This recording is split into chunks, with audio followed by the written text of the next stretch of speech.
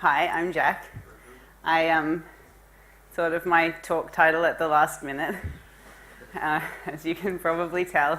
But I decided to change it actually for the talk itself. Not the main part, because that's important, but I decided to call it How to Talk to People Who Are Trying to Run You Out of Town with Big Spears, and Other Tips for Graduate Students. Because I wanted it to be less of a cool things that I did on my fieldwork and more of a useful session for everybody. So a little bit of context first. I work in psychology and behavioral ecology and a little bit in conservation. So this involves going to some very remote places for fieldwork. I've been with a few different research groups as a research assistant first, and then as a more senior person, and finally for my PhD, organizing and carrying out these expeditions myself. And it's been great because I get to go to these places that are really, really, really far away and really remote, and there's no roads or electricity or running water or infrastructure or emergency services or any of the things that I would have normally used to deal with problems in my life. Like, there's no internet. I couldn't Google things when things went wrong. I couldn't call anybody or go to the pub for a few drinks or chill out in front of the TV for a bit, or even usually just find somewhere private to have a bit of a panic attack. So I had to come up with some other ways to deal with things that went wrong. And since I've come back, I've found some of these things that I learned to have been really useful in my daily life. So I'm in the third year of my PhD. It's very stressful. I have to write a thesis and papers and get a job and become a real person. and that's it's quite worrying. I feel quite stressed about it. And I'm not the only one. I was reading a study recently, and they said something like 80% of graduate students said they sometimes feel overwhelmed and really tremendously stressed. And I don't have the answers for that, but what? Is my fly undone? I really worry about this stuff, you guys. You got to tell me. Anyway, so my point was that these things might be helpful for other people as well. So I thought I'd come and tell you about them. So I had to deal with these problems, and there are a lot of problems. There's way too many to tell you about all of them. But I think they could kind of be broken down into kind of three categories. So there were things that I could absolutely see coming. I knew were going to be really hard, and they were really hard. And then there were things that I didn't really think of at the time, but in retrospect were pretty obvious. And then there were things that I just didn't think of at all. So I'm just going to give you some quick examples. Obvious things like travel. They were really far away. They were in different languages. EHSs, they're on my risk assessment under slips, trips, and falls. Then there are less obvious things like biting flies and people who raise their eyebrows instead of nodding when they mean yes, which really confused me for a long time. I thought everyone was just questioning me all the time. Mountains of university paperwork. And then things I just didn't think of. It turns out that people are really understanding when you say, I don't have any data yet because my field site blew away in a cyclone. At least people are pretty nice about it. It's much worse for them, you know. I woke up one morning in the field and there was a monkey jumping up and down on my head. Not right on my head, but on the mosquito net right above my head, and I figured out through a process of detective work that it was trying to steal our food and it was too small to actually pick up any of the food and carry it away, so it was getting very frustrated and running around and around. It kept coming back, this monkey. That's just some things you just don't expect. And the last thing, which was the most important thing, was I didn't do any prep for how I was going to actually respond to things and how situations in the field would affect me and how I would create these situations as well for myself. So an example is the people with the big sticks. So I learned some things, and here's the first one. Sometimes when you're not sure what's going on, you should just ask what's going on. So here's the story. I was on my first ever field trip. I was in Vanuatu in these very remote hill tribes, and we'd flown a long way to get there, got in the back of the pickup truck, driven up as far as we could up the mountain, got out of the pickup truck, walked the rest of the way, got to the village, and there was no one there. And it was empty. And the leader of the expedition said, well, they knew we were coming. Where is everybody? Oh, they must be at the Nakamal, the meeting place. So we went up there into the middle of the village, and it's this big area, and we're all on one side of it. And on the other side is arranged this group of very grim, stern-looking men with big spears. And one of them was sharpening them while looking at us.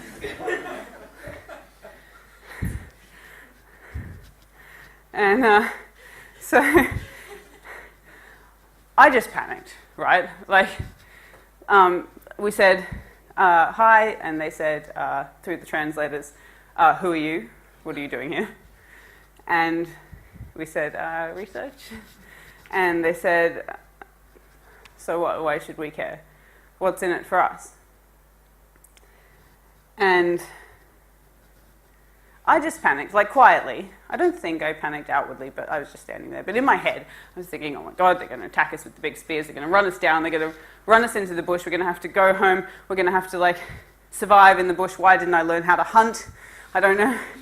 How am I going to have to swim back to Australia? We're going to get any data. This is all terrible. Meanwhile, like, the people who are actually in charge, thankfully, not me, were negotiating and figured it out, and it was fine.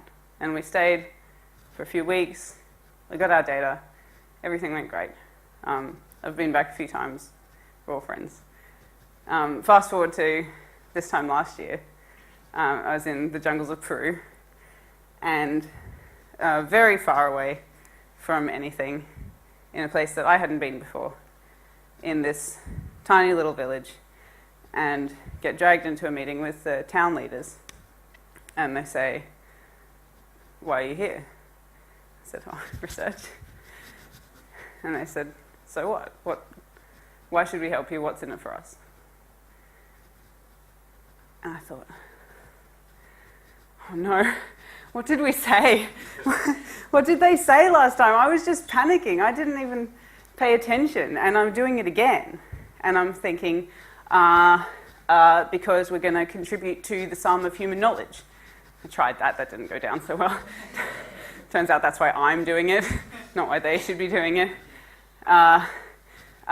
Your people will get more like coverage, like internationally, that'll be great. I tried that didn't go down so well. And it occurred to me in the midst of my panic that what I was doing was just creating this scenario in my head that was way worse than it needed to be, and was influenced by all these expectations that I'd had coming in, you know, from 70s adventure movies, thanks Indiana Jones, like kind of really unnecessary. And that all I really needed to do when they said, what's in it for us, was say, what do you want? It turned out they wanted somebody to take their infrastructure plans to the city, so we could do that. But it was a really good lesson for me in how I was making the situation worse all by myself. And if I wanted to learn how to solve this problem, All I really needed to do was ask the other people involved, and for some reason that hadn't occurred to me. This is the second thing I've learned, and I'm still not very good at it. I'm getting better, but I used to be really, really bad at this. I used to be one of those people who had a plan all the time, and I knew what was going to happen, and if things deviated from that, then it was awful. You know, like to the point where like it'd be Friday night, I was ready to have pizza and watch a movie, and if my friends suggested clubbing, I'd be like, no, plan is sorted. And I would get very stressed if it went otherwise. And that just wasn't going to work. So the story here is I was with a group of researchers who were traveling by boat down one of the tributaries of the Amazon River in the jungle and going for days and days on this boat down deeper and deeper into the jungle. And one night we camped on a little beach on the side of the river. It was very nice. And I went to sleep and woke up during the night to this like kind of weird rhythmic sound that was happening. I woke up and I saw water, like right there. And my first thought was, where's my data? I've got to get my data. It was in 3 Ziploc bags and a canoe bag next to my head, so that was fine. And my second thought was, what's happened? And I looked around, and this was our campsite. I was sleeping in there. The river had risen during the night, and I swam out to the boat. This is the boat. And these are our guides who were sitting on the boat, having a cigarette, chilling out, enjoying the night, and watching the water rise up over us. I was like, hi guys, what's going on? They're like, oh, your camp's flooding. Yeah. Why didn't you say anything? They're like, oh, well, our camp already flooded. And it occurred to me that this was a time when I could, like, really lose it, and I could stamp my feet and shout and wave my hands and be really cross. But at this point, it probably wasn't going to change anything. Stuff was already wet. And they were just having a nice time looking up at the stars. And so I did too. And I've tried to do that more since then. And the last thing is just a short one, that there were lots of things that were really, really hard about this work. But there were lots of really great stuff. There was lots of really great stuff that I got to do as well. And it was really, really cool. I got to go to a ayahuasca ceremony from some native shamans in the middle of the jungle. I learned to make traditional food. I got to dance under the moonlight in custom dances. I went to a volcano. I made some really great friends. And I just had such a good time so many times. And I think it's really easy to focus on the next difficult thing and the next problem. And this is the case with my PhD as well. And we're in such a great place. And everybody here is doing such amazingly cool stuff. And this is a time when we get to do this cool stuff and really enjoy it. And I encourage you all to just, when something's happening around you that you just think, this is pretty cool, just like try and take that moment, because it took me a long time to learn to do that. And I wish I knew it before. And that's the end.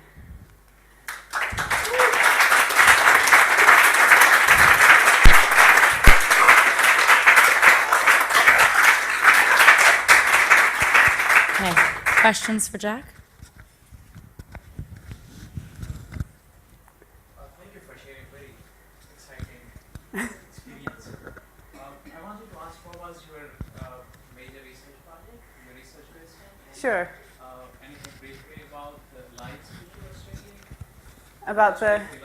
About the people you were studying? Sure, yeah. I kind of wanted to lump the experiences together, so I understand it was a bit confusing. And this is meant to be more about the experiences than the research projects. But my PhD is on gender and how it develops in different cultures. And so part of that was going to places that didn't have access to Western media and the representations of gender that come across to everybody through that. So that meant I had to go a very long way.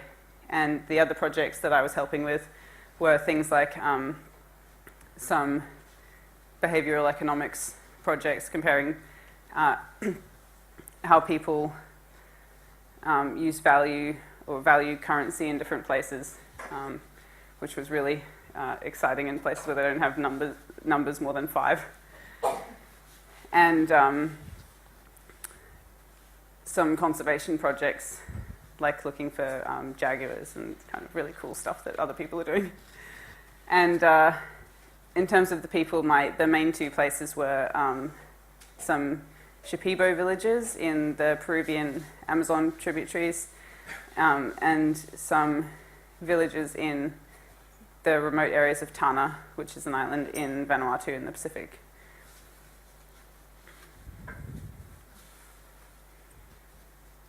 I know this is not a talk about your research, but it sounds so interesting. Can you tell us anything about what you found or your... I'm still analysing. So I got back in May, and my data is all videos of little kids playing with different toys and doing different activities. So there's a lot of it to go through. So I don't have any results yet. Yeah.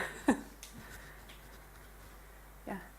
Sorry, I'm going to be a little bit direct with you. Go for it. It seems to me that if you're going somewhere and you're studying a society, that one of the questions that you would ask yourself right at the beginning, which I think is really Research Ethics 101, I'm sorry to say, Go for it. is why should these people help you? This is something that is at the core of any kind when you're involving people in your research. And I'm frankly a little bit shocked that you were surprised that they would ask you, so what are you doing here in research? I don't know. I feel I have to actually, I was a bit uncomfortable.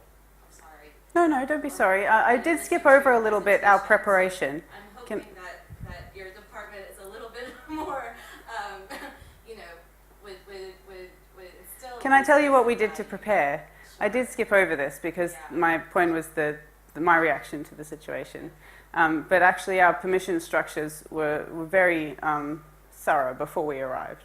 So we never just turned up in a place without any announcement or permission. We actually had people go to each of these places for us a couple of times before we arrived and talk to the leaders of the communities and the parents and the mothers and check that they were going to be okay with us coming, and ask them if they would mind if we came to ask them to do the research. And we never turned up expecting everyone to participate. It was always, can we have permission to come and ask you to participate in the research? So it certainly wasn't the case that we just showed up out of nowhere expecting them to do things for us. And it may have come across that way because for me at the time, I was surprised at the level of unpreparedness that I had. But it certainly wasn't the case that we just showed up out of nowhere. And we did bring things to give people in return for their participation, and it was all entirely voluntary. Yeah. Hey. This is great. I did field work too, very similar experience. Like you have all these plans, but it just doesn't work out. The cool stuff. So my question is, you went to 2 different sites. So what was it like? Did you notice like people were equally, the same sort of apprehension from the folks there, or was it like that they were more welcoming one side versus the other, or you just had more experience that made it easier? There were very different experiences for me because the Vanuatu field site I'd been to several times before, and that was the one that blew away in the cyclone, and I was part of the rebuilding after they had the cyclone. So for me it was a very comfortable environment, and I knew people there and we were all friends, and that was very easy for me. So the Peru site was a bit harder because I hadn't been there before. So we'd sent people down and we'd had contact before through some relief stuff that we'd done with their communities, but I hadn't been there myself, and so that was all very, very new for me. Yeah, so that was much more challenging. Yeah. How do you control in any way for your presence affecting the results you're actually gathering? So like, I imagine showing up to a community is going to perturb that entire system. I don't think I would act the same when I have a guest over, right? Like a clean house, all that kind of thing. So like, is this having an effect on the data you're actually gathering? And do you control that in any way? Luckily for me, I'm not gathering data on what people do in their everyday life. I think if that were the case, then that would certainly be more of a concern. And that's why I spent a few months in the field, I think most anthropologists would laugh and laugh at that length of time, because they would say you have to spend a long, long time for people to get used to you and be able to act normally around you. But I wasn't actually trying to study how people were every day. My purpose was to gather data that I could compare with data that had been gathered here. And so I tried to replicate the same conditions for those experiments. And that, for me, the reason I have lots of videos is because it was setting up the stimuli, which in this case was just toys for kids to play with, starting a video and then leaving them alone for a few minutes. So that's how I tried to minimize that, yeah. Okay, let's thank Jack one more time.